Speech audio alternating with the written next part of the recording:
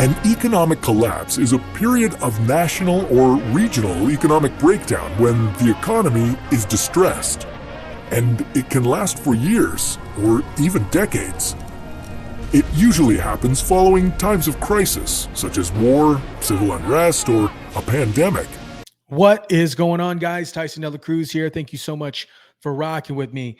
I wanted to talk about particular problems that are going along in the economy, and it's hard to cover all of them in just one video, but I wanted to mainly focus on a few things. One is home prices are hitting record highs. Car insurance prices are surging up to 26%. If you haven't shopped around yet for your car insurance, I do highly advise that you do so. I recently did so, and I'm saving like $1,500 on my 6-month premium.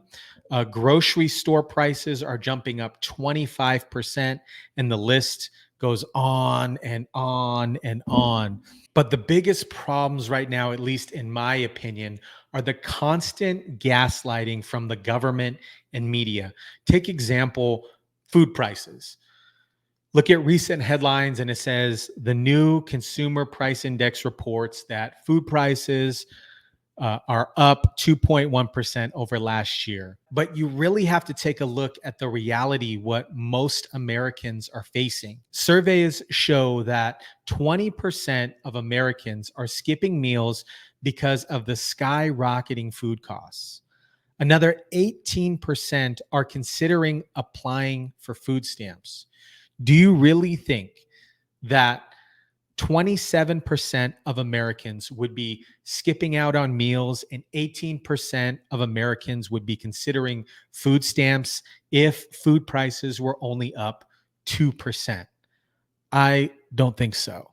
But instead, this is what we get from the government. Our economy has made considerable progress toward both goals over the past 2 years. The labor market has come into better balance with continued strong job gains and a low unemployment rate. Inflation has eased substantially from a peak of 7% to 2.7%. Our economy has made considerable progress towards both goals over the past 2 years. The labor market has come into a better balance with continued strong jobs gained, a low unemployment rate. Inflation has eased, sustainability from a peak of 7% to 2.7%. Yeah, everything's fine, guys. Don't worry about it.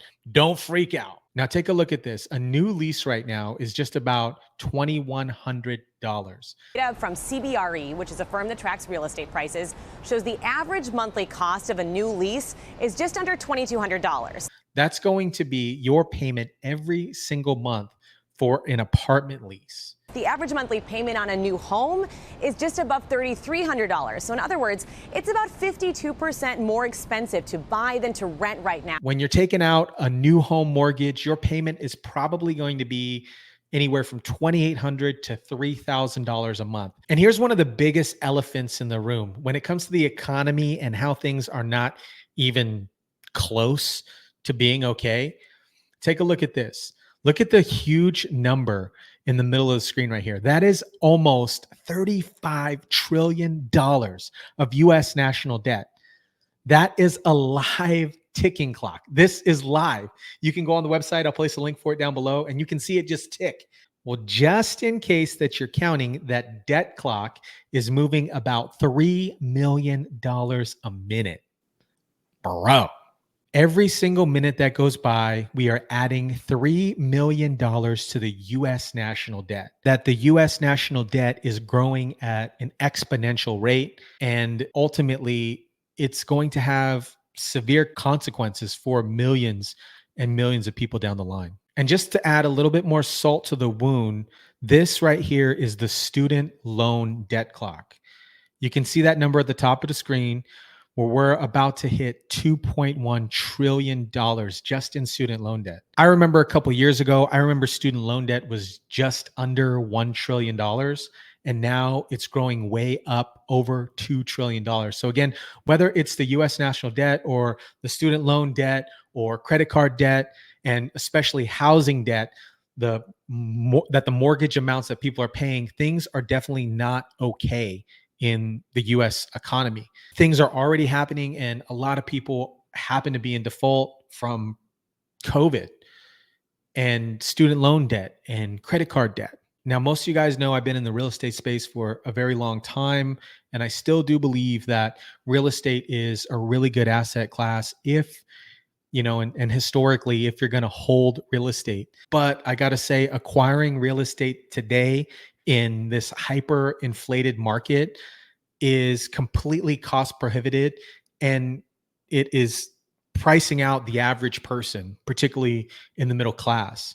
I did a complete video about, is the middle class vanishing in the US economy?